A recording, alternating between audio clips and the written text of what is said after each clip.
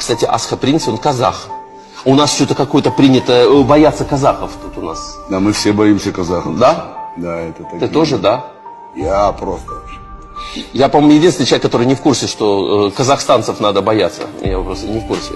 Вот теперь ты в курсе. Да, там просто, Бойся. как только появляется фамилия казахстанского исполнителя, сразу, ну, казахи, я вас люблю, я был в Алмате, там, конечно, клево, просто... И там действительно клево.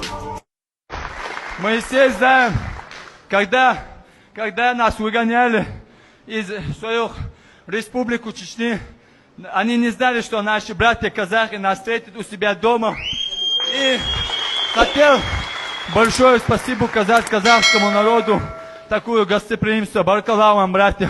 А то, что которые здесь газуют некоторые, я не знаю откуда, я чувствую себя как у дома, поэтому сейчас увидите, какую поддержку мне здесь есть. Аллаху акбар. Хочу сказать, у нас у чеченцев так принято, что нам с детства вот рассказывают про казахов, как нас приняли туда-сюда. И у нас есть такой момент, что мы не хотим драться с казахами. Вот, поэтому на следующий турнир попросил бы дать и казаха. Брат, огромное спасибо. Мы тоже помним историю. Ну, к казахам в целом я очень позитивно отношусь. Почему? Ну, потому что нас воспитывал дедушка вот по-немецки, и он всегда говорил: смотри, всегда будь благодарен казахам, потому что во время войны, когда нас репрессировали и преследовали, все ожидали, что казахи к нам отнесутся плохо, что они нас будут унижать, уничтожать и голодом морить. Получилось наоборот. Даже местные немцы, когда им рассказываешь, они говорят, никто не ожидал, что казахи так поступят. Вот. И дело в том, что действительно казахи показали такую сердечность, такое хорошее отношение именно к депортированным. Я сейчас не говорю немцам, они показали очень хорошее отношение. Корейцам, немцам, чеченцам, татарам, ну всех, кого депортировали, ко всем они отнеслись очень-очень гостеприимно, без всякого нацизма и национализма. Но дело в том, что был такой случай. Мой дедушка, ну вот мама моя родилась в Целиноградской области.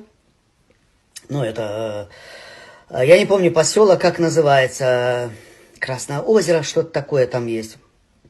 Вот. И та семья, где жил мой дедушка, и вот мои прадеды, как бы мои предки, была казахская. Они жили с казахами под одной крышей.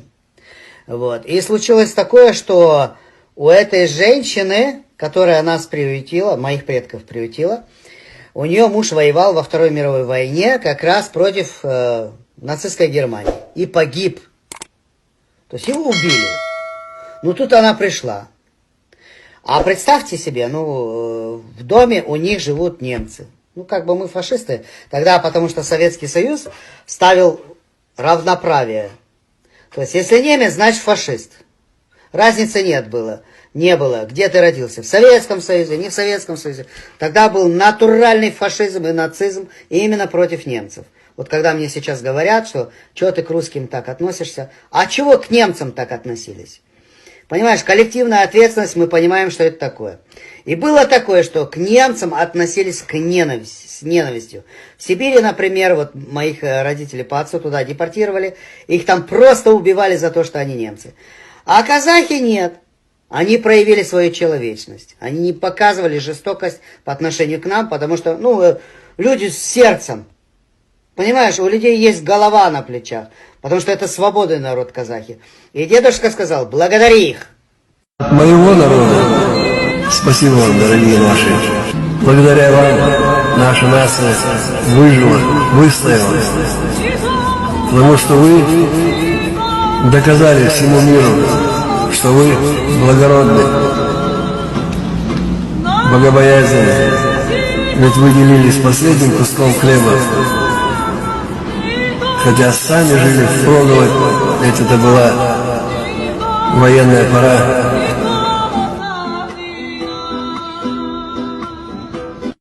Наши борцы попросили, чтобы я сказал за всех, постараюсь за всех сказать, они не хотят с микрофоном дружить.